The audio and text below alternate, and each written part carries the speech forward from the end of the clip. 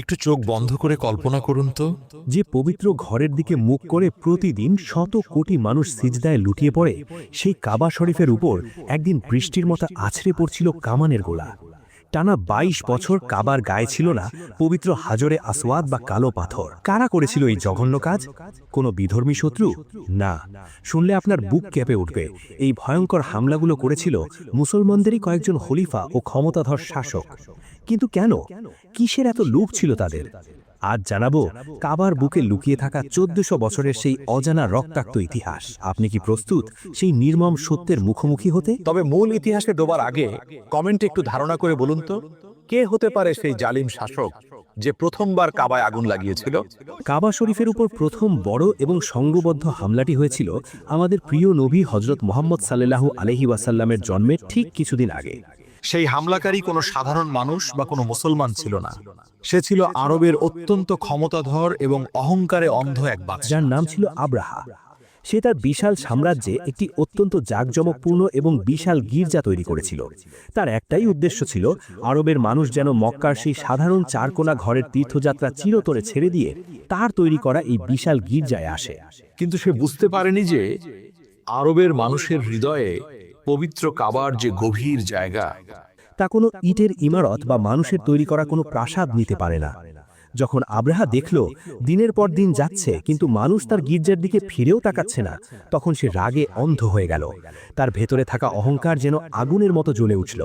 সে এক ভয়ঙ্কর শপথ নিল, যে কোনো মূল্যে পবিত্র কাবা শরীফকে মাটির সাথে মিশিয়ে দেওয়ার। আব্রাহা তার ৬০,০০০ সৈন্যের এক বিশাল এবং নিষ্ঠুর বাহিনী প্রস্তুত করল। এই বাহিনীর সবচেয়ে ভয়ঙ্কর দিকটি ছিল তাদের সামনের সারিতে থাকা বিশাল সব আফ্রিকান হাতি। মক্কার দিকে যখন এই বিশাল বাহিনী ধেয়ে আসছিল, তখন চারদিকে এক আতঙ্কের পরিবেশ তৈরি হয়ে গেল। মক্কার সাধারণ মানুষের কাছে তখন না ছিল কোনো নিয়মিত সেনাবাহিনী, না ছিল এমন আধুনিক অস্ত্র যা দিয়ে তারা এই বিশাল বাহিনীর মোকাবেলা করতে পারে। মক্কার নেতা ছিলেন আমাদের প্রিয় নবী হজরত মুহাম্মদ সাল্লাল্লাহু আলাইহি ওয়াসাল্লামের সম্মানিত দাদা হজরত আব্দুল মুত্তালিব। তিনি অত্যন্ত জ্ঞানী এবং বিচক্ষণ মানুষ ছিলেন। তিনি জানতেন এই বিশাল বাহিনীর সাথে সামনাসামনি যুদ্ধ করে জেতা একেবারেই অসম্ভব। তাই তিনি মক্কার মানুষদের নির্দেশ দিলেন, তোমরা সবাই শহর ছেড়ে পাহাড়ের চূড়ায় আশ্রয় নাও, কারণ এই ঘরের একজন মালিক আছেন আর তিনি নিজেই তার পবিত্র ঘরকে রক্ষা করবেন। আব্রাহার বিশাল বাহিনী যখন মক্কার ঠিক সীমানায় এসে পৌঁছালো, তখন ঘটল ইতিহাসের সেই বিখ্যাত এবং গায়ে কাঁটা দেওয়া অলৌকিক ঘটনা। আব্রাহার সবচেয়ে বড় এবং শক্তিশালী হাতিটি হঠাৎ পবিত্র কাবার দিকে হাঁটু গেড়ে বসে পড়ল। তাকে শত আঘাত করার পরও, রক্তারক্তি করে ফেলার পরও সে এক পাও সামনে বাড়াল না। আর ঠিক তখনই আসমান হঠাৎ ঘন কালো মেঘে ঢেকে গেল। পাহাড়ের চূড়া থেকে মক্কার মানুষ অবাক হয়ে দেখল সমুদ্রের দিক থেকে ঝাঁকে ঝাঁকে হাজার হাজার পাখি উড়ে আসছে। এদের নাম আবাবিল পাখি। প্রতিটি পাখির ঠোঁটে এবং পায়ে ছিল ছোলার দানার মতো ছোট্ট ছোট্ট পাথর। সেই পাথরগুলো তারা আব্রাহার বাহিনীর ওপর বৃষ্টির মতো ফেলতে শুরু করল। ওই ছোট্ট পাথরগুলো যার গায়েই লাগছিল তার শরীর গলে ছিন্ন ভিন্ন হয়ে যাচ্ছিল। মুহূর্তের মধ্যে ৬০,০০০ সৈন্যের বিশাল বাহিনী এবং বড় বড় হাতিগুলো মাটিতে লুটিয়ে পড়ল। আব্রাহা অহংকারে অন্ধ হয়ে ভুলে গিয়েছিল যে এই ঘরের একজন রক্ষক আছেন। এই হামলায় অহংকারী আব্রাহা পবিত্র কাবার এক চুল পরিমাণও ক্ষতি করতে পারেনি, বরং নিজেই ধ্বংস হয়ে গিয়েছিল। কিন্তু আব্রাহার এই ব্যর্থ হামলার বেশ কিছু বছর পর কাবা শরীফের ওপর দ্বিতীয় হামলাটি হলো। আর এই হামলায় ইতিহাসে প্রথমবারের মতো পবিত্র কাবা শরীফে আগুন লাগিয়ে দেওয়া হলো। আপনারা কি জানেন এই ভয়ঙ্কর কাজটি কে করেছিল? যে মানুষটি এই হামলা করেছিল তার নাম আমাদের সবারই খুব চেনা। তার নাম হলো ইয়াজিদ। ইয়াজিদ ক্ষমতা দখল করার পরই তার সেনাবাহিনী কারবালার প্রান্তরে আমাদের প্রিয় নবী হজরত মুহাম্মদ সাল্লাল্লাহু আলাইহি ওয়াসাল্লামের প্রাণপ্রিয় নাতি হজরত ইমাম হুসাইন রাদিয়াল্লাহু আনহু এবং নবীজির পরিবারের সদস্যদের অত্যন্ত নির্মমভাবে শহীদ করে। কিন্তু কারবালার এই হৃদয় বিদারক ঘটনার পরও জালিম ইয়াজিদের রক্তের তৃষ্ণা মেটেনি। কারবালায় হজরত ইমাম হুসাইনের শাহাদতের খবর যখন চারদিকে ছড়িয়ে পড়তে লাগলো, তখন মানুষের মনে ইয়াজিদের বিরুদ্ধে ক্ষোভের আগুন দাউ দাউ করে জ্বলে উঠল। জায়গায় জায়গায় মানুষ ইয়াজিদের স্বৈরাচারী শাসনের বিরুদ্ধে রুখে দাঁড়াতে শুরু করল। আর এই বিদ্রোহের সবচেয়ে বড় কেন্দ্র হয়ে উঠল আমাদের প্রিয় নবীর শহর পবিত্র মদিনা। সেই সময় মদিনায় থাকতেন অনেক বড় বড় সাহাবী এবং তাদের সন্তানেরা। কারবালার কিছুদিন পরেই মদিনার মানুষজন একজোট হয়ে সেখানে থাকা বনু উমাইয়া অর্থাৎ ইয়াজিদের বংশের পরিবারের হেডকোয়ার্টারে হামলা করে এবং মদিনা থেকে ইয়াজিদের সব লোকদের জোরপূর্বক বের করে দেয়। রাজধানী দামেস্কে বসে বাদশাহ ইয়াজিদ যখন এই খবর পেল, সে রাগে অন্ধ হয়ে গেল। সে সাথে সাথে তার এক বিশাল এবং নিষ্ঠুর বাহিনীকে মদিনার দিকে রওনা করে দিল। যাওয়ার আগে সে তার বাহিনীকে এক ভয়ঙ্কর নির্দেশ দিয়ে বলল, মদিনায় যাও, 3 দিনের সময় দেবে। যদি এই 3 দিনের মধ্যে মদিনার মানুষ আমাকে নিজেদের বাদশাহ হিসেবে মেনে না নেয়, তাহলে আমার তরফ থেকে তোমাদের পুরোপুরি অনুমতি দেওয়া হলো, তোমরা মদিনার ভেতরে ঢুকে যাকে ইচ্ছা তাকে হত্যা করবে এবং মদিনার ঘরে ঘরে লুটপাট চালাবে। ইয়াজিদের বাহিনী যখন মদিনার কাছাকাছি পৌঁছালো, তারা অবাক হয়ে দেখল মদিনাবাসী শহরকে বাঁচানোর জন্য একটা গর্ত বা পরিখা খুঁড়ে রেখেছে, ঠিক যেমনটি বহু বছর আগে আমাদের প্রিয় নবী হযরত মুহাম্মদ সাল্লাল্লাহু আলাইহি ওয়াসাল্লাম খন্দকের যুদ্ধে করেছিলেন। কিন্তু আফসোস, একটু ভেবে দেখুন কতটা হৃদয় বিদারক এই দৃশ্য। আগের সেই গর্ত খোঁড়া হয়েছিল কাফেরদের হাত থেকে মুসলমানদের বাঁচানোর জন্য, আর আজকের এই গর্ত খোঁড়া হয়েছে মুসলমানদের হাত থেকেই মুসলমানদের বাঁচানোর জন্য। কিন্তু এবার সেই গর্ত মদিনাবাসীকে বাঁচাতে পারল না। ইয়াজিদের বিশাল বাহিনী মদিনায় প্রবেশ করল। তারপর শুরু হলো ইতিহাসের অন্যতম এক কালো অধ্যায়। টানা 3 দিন ধরে নবীজির পবিত্র শহর মদিনায় সাহাবী এবং তাদের সন্তানদের নির্বিচারে হত্যা করা হলো। ইয়াজিদের নির্দেশে সাহাবীদের ঘরে ঘরে লুটপাট চলল। এই চরম জুলুম এবং অত্যাচার থেকে নিজেদের প্রাণ বাঁচাতে মদিনার কিছু মানুষ মক্কার দিকে পালিয়ে গেলেন, কারণ সেই সময় মক্কায় অবস্থান করছিলেন ইসলামের আরেক মহান বীর সাহাবী হযরত আব্দুল্লাহ ইবনে জুবায়ের রাদিয়াল্লাহু আনহু। তিনিও ইয়াজিদের বিরুদ্ধে রুখে দাঁড়িয়েছিলেন এবং তাকে খলিফা হিসেবে মানতে পরিষ্কার অস্বীকার করেছিলেন। মদিনা শহরকে ধ্বংসস্তূপে পরিণত করার পরও ইয়াজিদের মনে বিন্দুমাত্র অনুশোচনা বা লজ্জা আসেনি। সে তার বাহিনীকে নির্দেশ দিল, এবার মদিনা থেকে মক্কার দিকে এগিয়ে যাও, আর সেখানে থাকা সেই বিদ্রোহী সাহাবী আব্দুল্লাহ ইবনে জুবায়ের রাদিয়াল্লাহু আনহুকে ধরে হত্যা করো। কিন্তু মক্কা দখল করা ইয়াজিদের বাহিনীর জন্য কোনো সহজ কাজ ছিল না। মক্কায় হযরত আব্দুল্লাহ ইবনে জুবায়ের রাদিয়াল্লাহু আনহু তার সাথীদের নিয়ে অত্যন্ত সাহসিকতার সাথে মক্কাকে রক্ষা করার জন্য শক্ত দেওয়াল হয়ে দাঁড়িয়েছিলেন।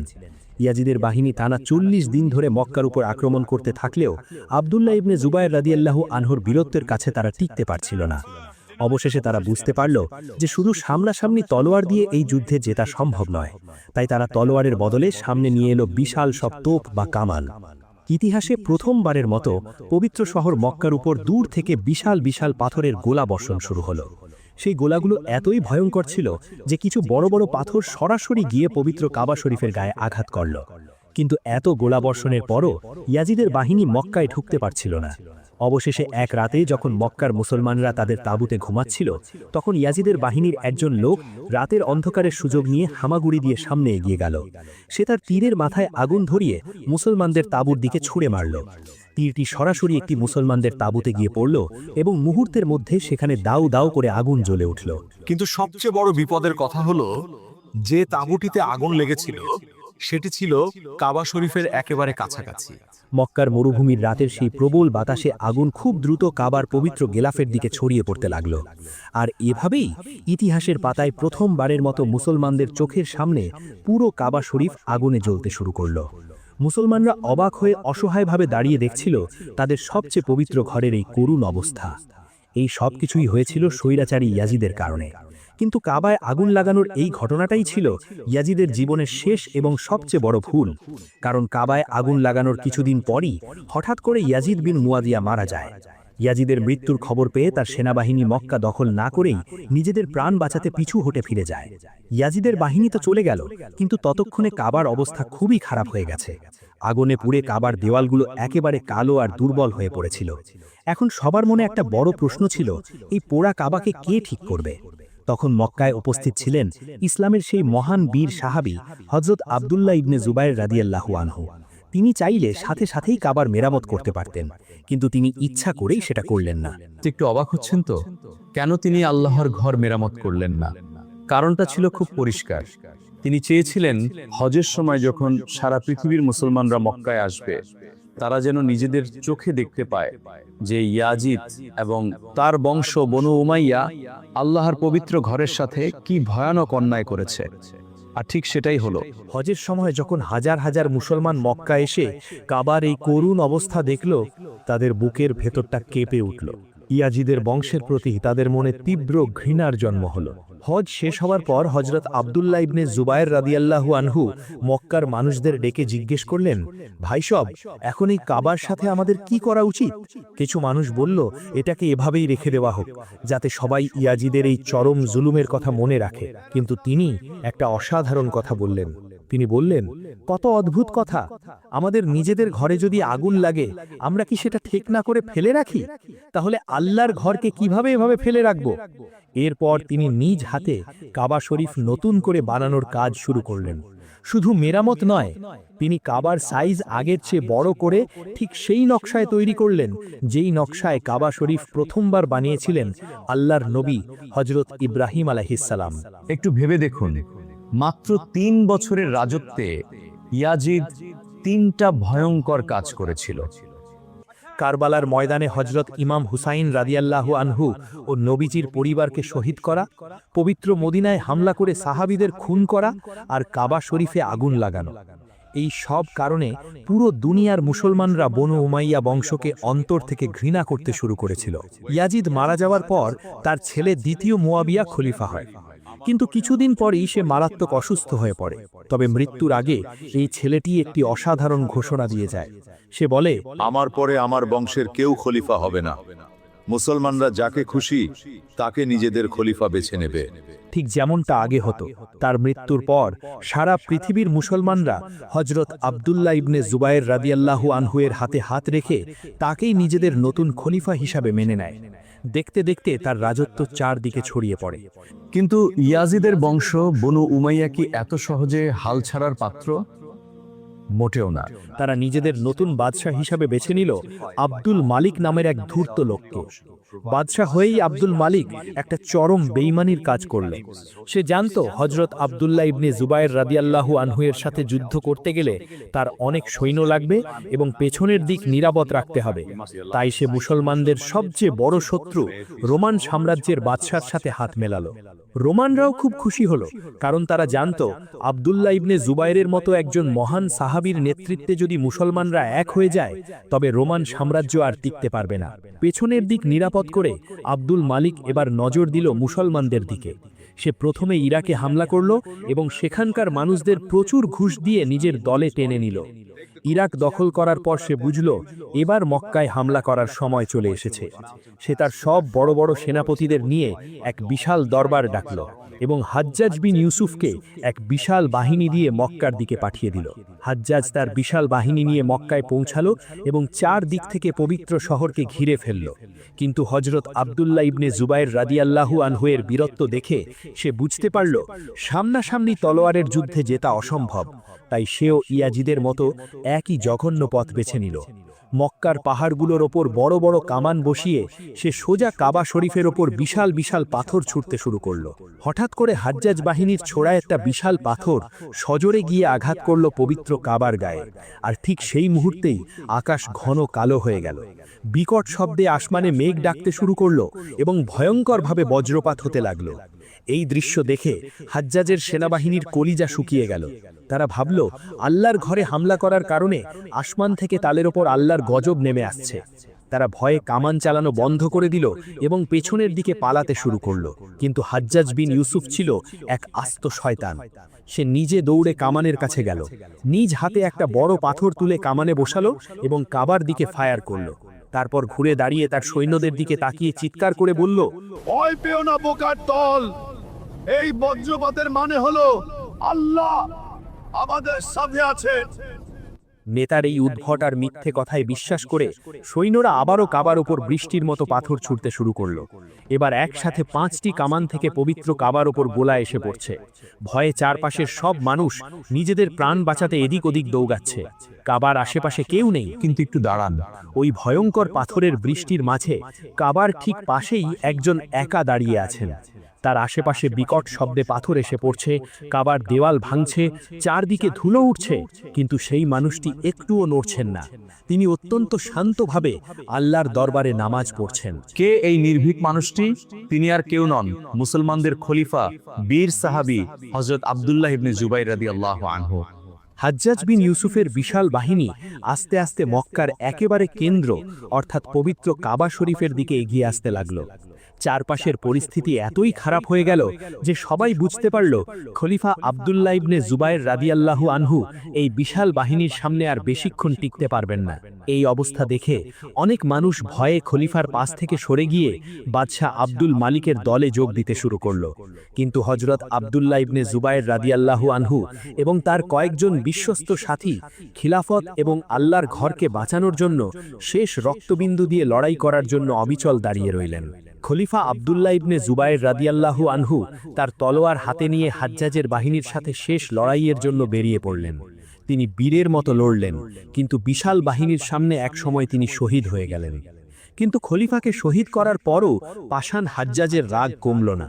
সেই মহান সাহাবীর পবিত্র মাথা মোবারক কেটে বনু উমাইয়ার বাদশাহ আব্দুল মালিকের কাছে উপহার হিসাবে পাঠালো, আর তার দেহ মুবারক মক্কার একটি পিলারের সাথে উল্টো করে ঝুলিয়ে রাখল, যাতে দুনিয়ার সব মুসলমান বুঝতে পারে যে বনু উমাইয়ার বিরুদ্ধে বিদ্রোহ করার শাস্তি কতটা ভয়ঙ্কর হতে পারে। এরপর জালিম হাজ্জাজ নির্দেশ দিল আব্দুল্লাহ ইবনে জুবায়েরের মা হযরত আসমা বিনতে আবু বকর রাদিয়াল্লাহু আনহাকে চুল ধরে টেনে হিচড়ে আমার কাছে নিয়ে এসো। কিন্তু সেই মহিয়সী নারী যখন আসলেন না, তখন হাজ্জাজ নিজেই তার কাছে গিয়ে অহংকার করে বলল, দেখলেন তো আমি আপনার পথভ্রষ্ট ছেলেকে কিভাবে হত্যা করেছি? উত্তরে হযরত আসমা রাদিয়াল্লাহু আনহা ইতিহাসের সবচেয়ে সাহসী জবাবটি দিয়েছিলেন। তিনি অবিচল কণ্ঠে বলেছিলেন, হ্যাঁ, তুমি আমার ছেলের দুনিয়া ধ্বংস করে দিয়েছ ঠিকই, কিন্তু সে তোমার আখেরাত চিরতরে ধ্বংস করে দিয়েছে। যাই হোক, পবিত্র কাবা শরীফে বোমাবর্ষণ করার পর বাদশাহ আব্দুল মালিক হাজ্জাজকে ইরাক এবং ইরানের গভর্নর বানিয়ে পুরস্কৃত করল। মক্কা থেকে যাবার আগে হাজ্জাজ হযরত আব্দুল্লাহ ইবনে জুবায়ের রাদিয়াল্লাহু আনহু বানানো কাবা শরীফটি ভেঙে ফেলে এবং সেটি আবার পুরনো ডিজাইনে ছোট করে তৈরি করে, যে ডিজাইনে কাবা শরীফ আজও দাঁড়িয়ে আছে। বনু উমাইয়া বংশ মাত্র 10 বছরের মধ্যে পবিত্র কাবা শরীফের ওপর দুটো বড় বড় হামলা করেছিল, কিন্তু এরপর দীর্ঘ 300 বছর পর্যন্ত কাবা শরীফের ওপর আর কেউ হামলা করার সাহস পায়নি। কিন্তু প্রায় 300 বছর পর কাবা শরীফের ওপর চতুর্থ বড় হামলাটি হলো। সেই সময় আরবে একটি নতুন চরমপন্থী এবং পথভ্রষ্ট দলের সৃষ্টি হয়েছিল। তারা বাহরাইন থেকে ঘোষণা করল, দুনিয়াতে আমাদের মাহদী চলে এসেছে, আর যে আমাদের এই মাহদীকে মানবে না তাকে আমরা মুসলমান বলেই গণ্য করি না। অবশ্যই তৎকালীন সুপার পাওয়ার আব্বাসি খেলাফত তাদের এই ভণ্ড মাহাদিকে মানবে অস্বীকার করল। এতে রেগে গিয়ে সেই চরমপন্থীরা হজের পবিত্র দিনগুলোতে মক্কায় এক ভয়ঙ্কর হামলা চালালো। একটু গভীরভাবে কল্পনা করুন সেই দিনের কথা। লাখ লাখ মানুষ এহরাম পরে আল্লাহর ঘরে তাওয়াফ করছে, চারদিকে লাব্বাইক আল্লাহুম্মা লাব্বাইক ধ্বনি। আর ঠিক তখনই অস্ত্র হাতে একদল নরপিশাচ কাবার চত্বরে প্রবেশ করল। তারা হাজার হাজার নিরীহ হাজিকে অত্যন্ত নির্মমভাবে হত্যা করল। কাবার চত্বর নিরীহ মানুষের রক্তে লাল হয়ে গেল। তারা শহীদ হাজিদের মৃতদেহগুলো টেনে হিচিড়ে পবিত্র জমজম কূপের ভেতর ফেলে দিল, যাতে সেই পবিত্র পানি অপবিত্র হয়ে যায়। কিন্তু তারা এখানেই থামল না। তারা কাবার ভেতর ঢুকে লুটপাট শুরু করল। তারা কাবার দরজা ভেঙে ফেলল, এমনকি পবিত্র হাজরে আসওয়াদ বা কালো পাথরটিও ভেঙে তাদের রাজধানী বাহরাইনে নিয়ে গেল। আপনি শুনলে অবাক হবেন, এরপর টানা 2200 বছর পর্যন্ত হাজরে আসওয়াদ কাবা শরীফে ছিল না। ওই দীর্ঘ 22 বছর ধরে মুসলমানরা বুকের ভেতর এক পাহাড় সমান কষ্ট নিয়ে হাজরে আসওয়াদ ছাড়াই কাবার তাওয়াফ করেছিল।